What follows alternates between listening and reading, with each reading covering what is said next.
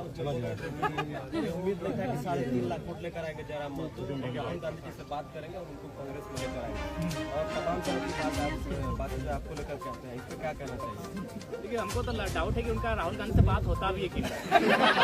तो सबसे पहले देखिए, ठीक है, सुनने में आ रहा है कि इरफान दा मंत्रिमंडल संभालने जा रहे हैं, तो पहले उनको बधाई देते हैं और उनको कहेंगे कि थोड़ा सा अब ये जो कॉमेडी वाला बात करते हैं ना, देखिए इरफान दा नो डाउट उनको लोग इसीलिए फॉलो करके रखे हैं कि दिन भर का तनाव को मुक्त करें उनको सुनकर। तो उनको बोलेंगे थोड़ा आप सीरियस पर्सन बनिए।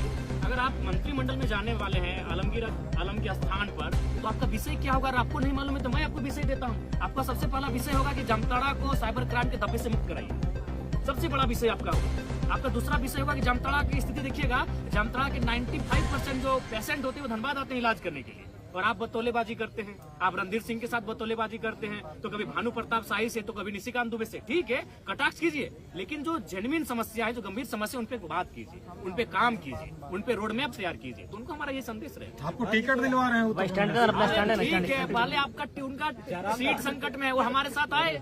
लेकिन आपने समीक्षा किया, कारण आपको क्या लगा? देखिए, समीक्षा में कारण यही लगा कि इस बार जो देश का माहौल अभी भी इस बार रहा कि हम लोग वोट अपनी रास्ता कहाँ तैयार कर रहे थे। अगर मैं गिरिडीह लोकसभा की बात करूं तो 3.25 लाख से 3.5 लाख एनडीए वोटर है। एनडीए का प्रत्याशी कोई रहे, आपराधिक मामला रहे, वो अच्छा काम करे या ना करे, वो अगर पैराशूट से भी आए, अगर वो कन्याकुमारी और कश्मीर से भी अगर आके गिरिडीह में चुनाव लड़ता तो उसको 3 लाख 3.5 लाख वोट आते ही आते। तो यानी एक वोट आपका था एनडीए का जो 3.5 लाख के आसपास खड़ा हो रहा है। प्रत्याशी से कोई मतलब नहीं, अच्छा है बुरा है, काम करे ना करे कोई मतलब नहीं है। और ठीक उसके उल्टा भी 3 लाख वोट खड़ा कि हम एनडीए को नहीं देंगे। तो उन 3 लाख वोटों के बीच अगर जयराम महतो 3.5 लाख वोट कर ले आता है, तो बहुत बड़ा कलेजा, जिगर और बहादुरी का काम है।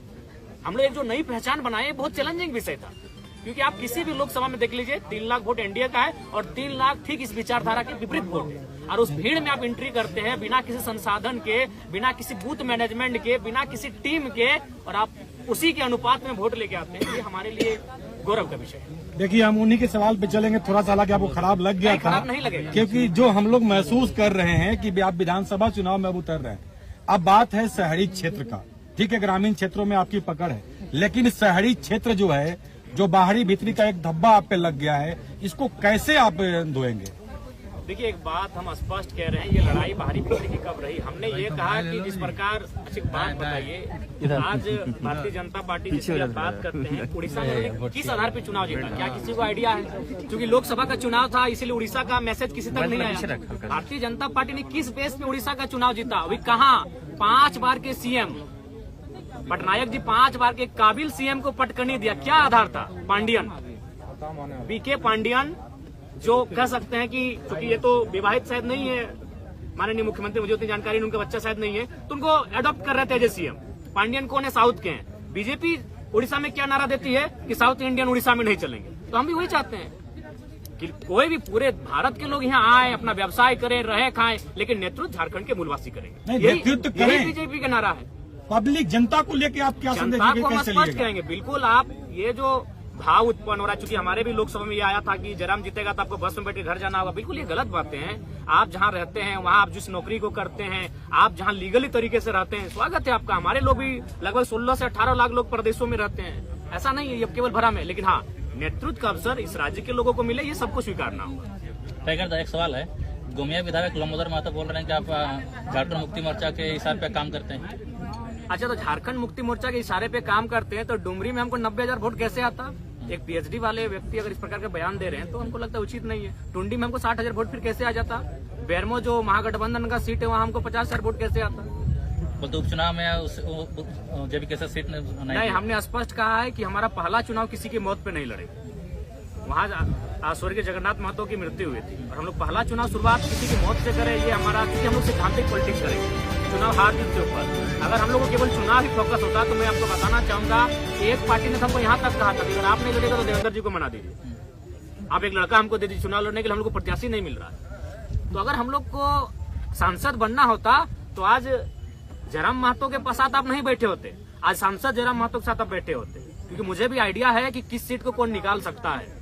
दोनों दलों ने हमें सीधा ऑफर दिया था, एकदम सीधा, दिल्ली से डायरेक्ट टेलीफोन था, एक से हमारा 18 मिनट टॉक हुआ था, एक से 4 मिनट 45 सेकंड टॉक हुआ था कि आप लड़िए हमारी और ऐसा नहीं कि आप एक सीट से, क्योंकि हमने नेता नहीं रहे भैया, जनता का आशीर्वाद है, हम लोग जननेता हैं।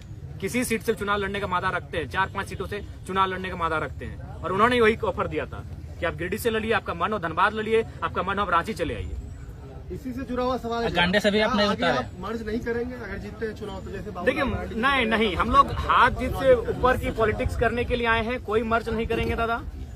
पोस्ट अलायंस पर जनता के राय के बाद हम लोग सोचेंगे, लेकिन मर्ज कहीं नहीं होगा, क्योंकि हम लोग एक ऐसी पॉलिटिक्स कर रहे हैं कि जहां हम लोग रुकेंगे आने वाली पीढ़ी वहां से स्टार्ट करेगी। देखिए, पहले बात, अभी गिरिडीह अभी भी आप जाके देखिए, आप देवेंद्रता का जहां कैंपेन वहां जाके देखिए, आज भी लोग अपने घरों में चावल इकट्ठा करके रखे हैं, आज भी लोग अपने घरों में आलू और प्याज इकट्ठा करके रखे हैं। उस विश्वास का कत्ल नहीं होगा दादा। चुनाव हार जाएंगे, क्या होगा? यहाँ जीने के लिए कोई थोड़ी आया है, लेकिन उन भरोसे के साथ उन भरोसे का कत्ल नहीं किया जाएगा। हम लोग सैद्धांतिक पॉलिटिक्स करने आए हैं। बोले तो अगर हमको अपनी महत्वाकांक्षा होती, हम संसद में होते। आज हम संसद में होते, जब 3.5 लाख वोट हम अकेले ला सकते हैं, अपने दम पर ला सकते हैं, तो दोनों पार्टियां हमें टिकट कर रही थी। आराम से एनडीए और यूपीए को चयन करते किसी सीट से और निकल जाते, संसद भवन में कमरा भी मिल जाता और झारखंड की समस्याओं को उस पार्टी से रख देते। लेकिन उस भरोसे का क्या होगा? जो 85 साल की बूढ़ी महिलाएं आज खाना नहीं खा पा रही हैं। हम कई बार उनसे मिलने गए कि अभी चुनाव बहुत है, हम लोग अभी 29 साल के आगे भी चुनाव लड़ेंगे। रो रही हैं, 5-6 साल की बच्चियां रो रही हैं कि नहीं, कैसे हार गए टाइगर। तो उस भरोसे को हम लोग कहीं ना कहीं दरकिनार नहीं कर सकते हैं। सीपी चौधरी को मंत्रिमंडल में जगह नहीं मिला, उसका फैक्टर जयराम महतो को बता रहे हैं। देखिए, उसका फैक्टर वो स्वयं है, इसलिए स्वयं है कि उन्होंने कभी नहीं कहा कि हम लोग उनका मुद्दा क्या होगा। उन्होंने एक ही चीज कहा कि जयराम से ऊपर है राम। और स्वाभाविक है, हम लोग इंसान है, राम जी हमसे ऊपर है, लेकिन क्या भगवान राम के नाम पर चुनाव लड़ना चाहिए? मुद्दे हैं लड़ने के लिए, आप उन मुद्दों पे लड़िए। अब तो मैंने राम को, अल्लाह को दूर रखिए राजनीति से। कब तक इस देश की राजनीति को यूं ही मतलब धार्मिक उन्माद में लोग रखेंगे? हम चाहते हैं कि पढ़े लिखे नौजवान जब आ रहे हैं राजनीति में, तो कम से कम राजनीति को शुद्ध रखें। इनमें उनका स्वयं दोष है। अगर उनकी स्ट्रेटजी होती, अगर वो गाँव जाते हैं तो जयराम आते हैं क्यों रणभूमि में? अगर आज माननीय सांसद महोदय गांव जाते हैं, लोगों के बीच बैठते हैं, तो जयराम महतो क्यों आते हैं? एक 29 साल का लड़का, जिसका अभी तक आज 1 साल हम लोग का पूरा हो रहा है, पार्टी का मैंने निर्माण किया हुआ, 1 साल में यहाँ तक कैसे आता? मैडम बताइए। कहीं ना कहीं उनकी खामियां हैं, उनको बोलिए।